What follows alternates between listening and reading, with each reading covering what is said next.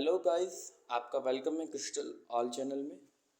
आज हम सभी इंट्रोड्यूस करेंगे सीयूटी के बिजनेस स्टडीज सिलेबस के बारे में। तो सबसे पहले हम लोग मैं अपने आप को करता हूँ। मेरा नाम रघुनारायण अग्रणी है और मैं आपके बिजनेस स्टडीज़ का टीचर हूँ। ठीक है, तो आज हम डिस्कस करेंगे सीयूटी के बिजनेस स्टडीज़ के सिलेबस के बारे में। तो हम सबसे पहले यूनिट फर्स्ट से स्टार्ट करेंगे, nature and significance of management. तो हमें ये जानना होगा कि जो मैनेजमेंट होता है उसका नेचर क्या होता है। हर इंसान का, हर एक वैल्यूबल चीज़ का नेचर होता है। उसी प्रकार उसी एग्जैक्ट उसी तरह मैनेजमेंट का भी एक अपना नेचर है। आप मैनेजमेंट हर जगह करते हो, हर टाइम करते हो, हर समय करते हो। तो हम इस मैनेजमेंट में आप पढ़ेंगे उसका कॉन्सेप्ट क्या होते हैं, मैनेजमेंट का ऑब्जेक्टिव्स क्या होते हैं। किसी भी चीज़ का एक गोल होता है, एक टारगेट होता है, उसी तरह मैनेजमेंट का भी एक टारगेट होता है। उसके इम्पोर्टेंस जानेंगे, उसका महत्व क्या है, उसके महत्व में क्या क्या चीज़ें आती हैं। Nature of management, management science है, बहुत लोग बोलते हैं साइंस है, और आर्ट भी है। तो ये क्या है, एक कला भी है और एक विज्ञान भी है, बोथ मीडियम में है।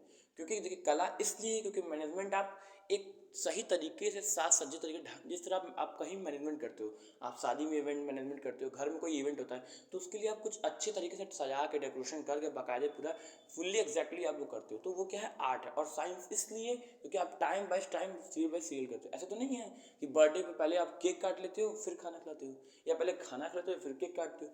तो इसी तरह मैनेजमेंट जो है साइंस है, क्योंकि वो सीरियल बाय सीरियल एक कॉन्सेप्ट पे चलता है। और साइंस ये कहता है कि कोई भी चीज़ सीरियल वाइज तरीके से होना चाहिए, कॉन्सेप्ट पे चलनी चाहिए।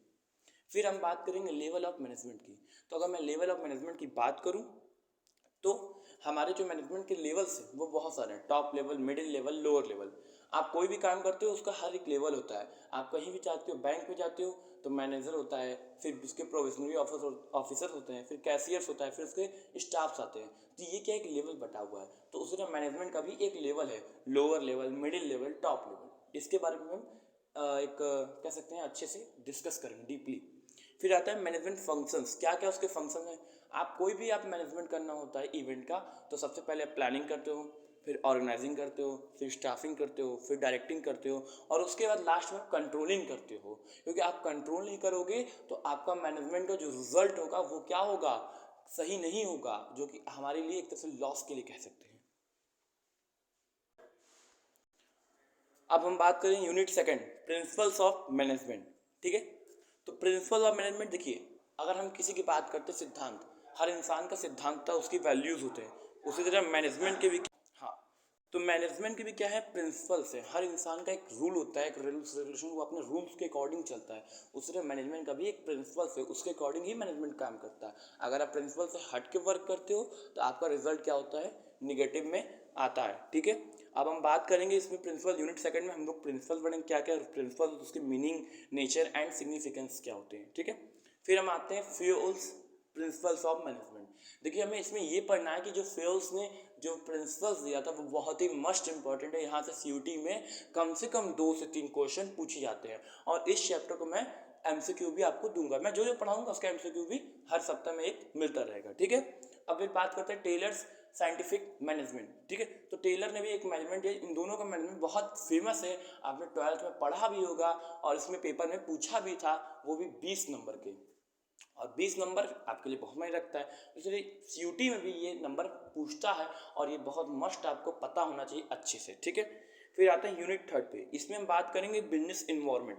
देखिए हर चीज़ का एक इन्वायरमेंट होता है। अगर आपको पढ़ाई करनी है तो आपको पढ़ाई वाला इन्वायरमेंट चाहिए होता है। अगर पढ़ाई वाला इन्वायरमेंट नहीं मिल पाता है तो आपको क्या बहुत सारी प्रॉब्लम्स आती है। घर में आप बैठते हो, मन नहीं लगता, इसीलिए लोग जाते हैं लाइब्रेरी में। तो इसलिए बिजनेस का भी एक इन्वायरमेंट होता है, हर चीज़ का अपना इन्वायरमेंट होता है। आप इन्वायरमेंट में नहीं रहोगे तो आपको क्या, आपका जो माइंड है वो माइंडफुलनेस वर्क में नहीं लग पाएगा। तो बिजनेस के इन्वायरमेंट में पढ़ेंगे कैसे व्यावसायिक पर्यावरण होता है, उसका मीनिंग पढ़ेंगे, इंपॉर्टेंस पढ़ेंगे। ठीक है, इसमें यूनिट थर्ड में हम सेकंड देखेंगे डायमेंशंस ऑफ बिजनेस एनवायरनमेंट। जो बिजनेस एनवायरनमेंट है उसको कई डायमेंशंस में बांटा गया है, इकोनॉमिकली बांटा गया है, सोशली बांटा गया है, टेक्नोलॉजिकल बांटा गया है, पॉलिटिकल लिया गया, लीगल लिया गया। अब इकोनॉमिक बात करेंगे, हमारी अर्थव्यवस्था में बिजनेस एनवायरनमेंट क्या रोल निभाती है, सोशली में क्या रोल निभाती है, टेक्नोलॉजिकली में क्या रोल निभाती है। तो रोल का इंपॉर्टेंस बहुत ज़्यादा होता है। ठीक है, हम इकोनॉमिकली पढ़ेंगे। ठीक है, फिर आता है यूनिट फोर्थ पे प्लानिंग। देखिए, आप कोई भी इवेंट करना होता है, कोई भी चीज़ करना होता है, आप सबसे पहले क्या करते हो? प्लानिंग करते हो। और प्लानिंग किसी भी इवेंट के लिए, किसी भी वर्क के लिए बहुत मस्ट इंपॉर्टेंट है। Without planning we can't give our positive result. आप देख सकते हो, आपको घर में कोई छोटा सा इवेंट भी करना होता है ना, तो उसके लिए भी आप प्लानिंग करते हो। आपको कहीं जाना होता है ना, तो आप उसके लिए भी प्लानिंग करते हो। क्यों? क्योंकि प्लानिंग करोगे तभी आपका वो वर्क सक्सेसफुली कंप्लीट होगा। विदाउट प्लानिंग वो your work is not completed fully finished. It is very must important for you. ठीक है, तो प्लानिंग में पढ़ेंगे कि प्लानिंग के मीनिंग क्या होते हैं, फीचर्स क्या होते हैं, इंपॉर्टेंस क्या होते हैं, लिमिटेशंस क्या होते हैं, हम कहाँ तक प्लानिंग को लिमिटेशन तक कर सकते हैं, प्लानिंग का प्रोसेस क्या होता है, हम किस प्रोसेस से प्लानिंग को कंप्लीट करें। फिर नेक्स्ट आता है टाइप ऑफ प्लान्स। प्लान के क्या क्या है? ऑब्जेक्टिव पढ़ेंगे, स्ट्रेटजीज पढ़ेंगे, पॉलिसीज पढ़ेंगे, प्रोसीजर पढ़ेंगे, मेथड पढ़ेंगे, रूल पढ़ेंगे, बजट पढ़ेंगे, प्रोग्राम पढ़ेंगे। ये कैसे कैसे किस चीज़ों को कैसे उसकी स्ट्रेटजी को बढ़ाएं, कैसे उसकी पॉलिसीज हैं क्या क्या, कैसे उसका रूल होता है, क्या उसका मेथड होता है, क्या प्रोसीजर होता है, हम लोग हर तरीके से उसको पढ़ेंगे अच्छे से डीपली में। फिर नेक्स्ट आता है ऑर्गेनाइजिंग। यूनिट 5 में पढ़ेंगे organising. Organising must important for you. आप प्लानिंग कर लेते हो, लेकिन उसके बाद आपको ऑर्गेनाइजिंग करना होता है। आप छोटा सा घर में बर्थडे का इवेंट कर रहे होते हो, तो आपको डेकोरेटर वाले को ऑर्डर देना होता है, फिर आपको जो कैटरिंग का होता है उसका ऑर्डर देना होता है, घर में टेंट वाले को ऑर्डर देना होता है। तो कोई भी हर एक डिपार्टमेंट को आपको ऑर्डर देना होता है। आपको ऐसा तो नहीं हर एक सामान एक जगह मिल जाएगा। तो आप क्या करते हो? सबको ऑर्डर करके ऑर्गेनाइज करते हो कि भाई देखो, तुम इतने बजे जाना, आप इतने बजे जाइएगा, सर आप इतने बजे जाइएगा। तो आप क्या करते हो? संगठित करते हो, लोगों को ऑर्गेनाइज करके उस कार्य को आगे बढ़ाते हो। ठीक है, ऑर्गेनाइजिंग पढ़ेंगे, मीनिंग्स पढ़ेंगे, स्टेप्स पढ़ेंगे, स्ट्रक्चर पढ़ेंगे, फॉर्मल इनफॉर्मल ऑर्गेनाइजेशन पढ़ेंगे, संगठित असंगठित क्या होता है। ठीक है, औपचारिक अनौपचारिक होता है। ठीक है, फिर नेक्स्ट आता है स्टाफिंग। आप क्या कर लेते हो? प्लानिंग कर लेते हो, फिर ऑर्गेनाइजिंग कर लेते हो, फिर क्या करते हो? स्टाफिंग करते हो।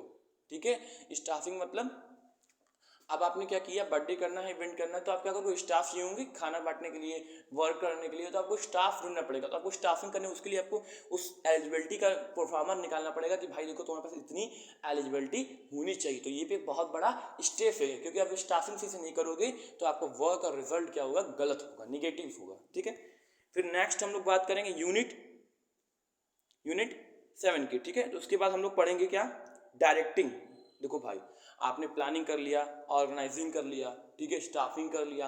अब आपको क्या करना है? डायरेक्टिंग करना पड़ेगा। आपने स्टाफ तो रख लिया, अब आपको स्टाफ को डायरेक्शन देना है कि भाई देखो, तुम ये काम करना, तुम ये काम करना, तुम बर्थडे का वो बैलून लगा देना, तुम खाना सही से बनाना, तुम डेकोरेटिंग अच्छे से करना, तुम टेंटिंग अच्छे से करना।